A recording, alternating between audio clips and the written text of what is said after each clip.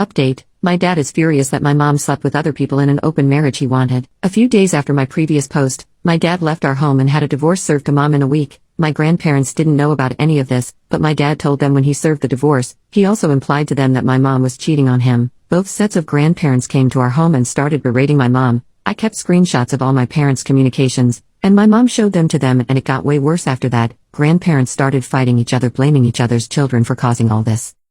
A few days after this, my mom's old church friends came to our home. Back when my mom used to go to church, they used to look down on her for being from a small town. My mom has always been a very caring and non-judgmental person, so she disagreed with their bigotry and they began excluding her from their activities. After she met her gym friends, my mom stopped going to church entirely. These church friends started calling my mom a slut and she kicked them out.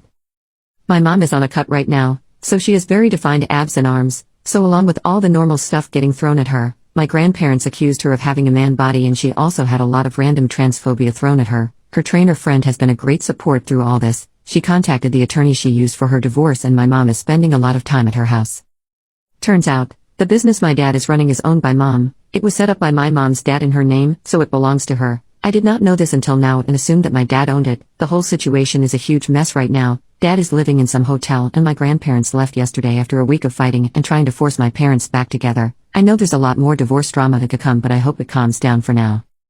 Update number 2. A lot of crap has happened since my last update. Firstly, I wanted to thank all the well-wishers on my previous posts. Writing these posts has helped me process the stuff that's happening, so I'm making another one. My mom's attorney, the one recommended by my mom's gym friend Lisa, has been a great help. She walked my mom through what's going to happen and reassured her. She started looking through the company stuff in preparation for the divorce proceedings, and we found a lot of shocking stuff.